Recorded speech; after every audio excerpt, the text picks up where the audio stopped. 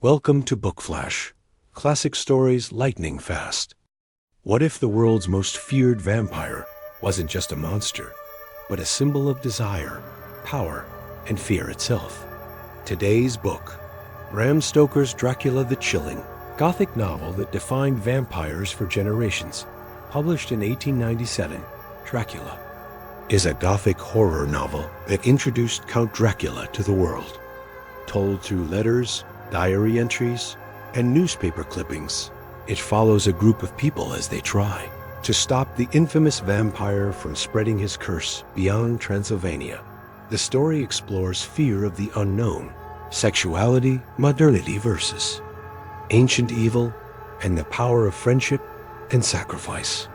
Its epistolary style gives readers a sense of immediacy and realism, pulling them into a world of creeping dread. English solicitor Jonathan Harker travels to Dracula's castle in Transylvania to help him purchase property in England.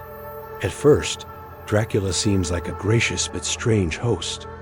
Soon, Jonathan realizes he's a prisoner in the castle, witnessing Dracula's supernatural powers and his three terrifying brides: the seductress, the regal beauty,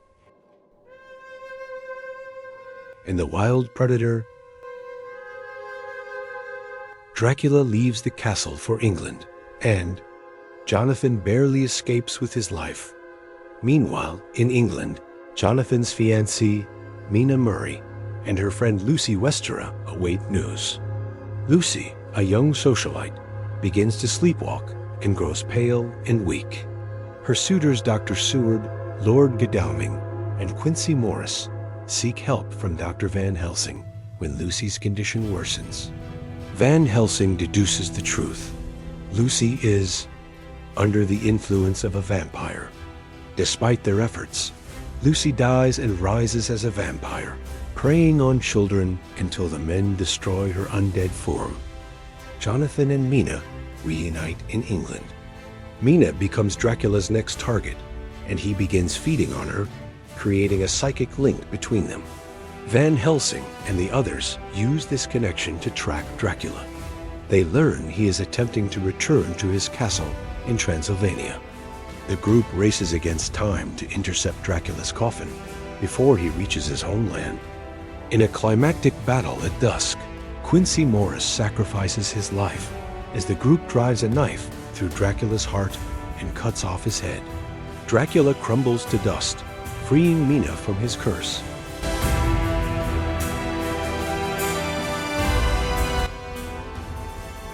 Fear of the other.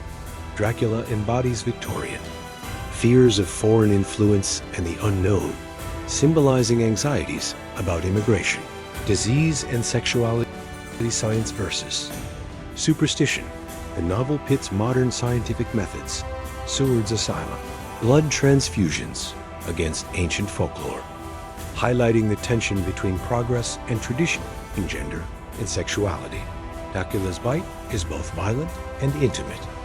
The novel reflects Victorian anxiety about female sexuality and moral corruption, friendship, and sacrifice.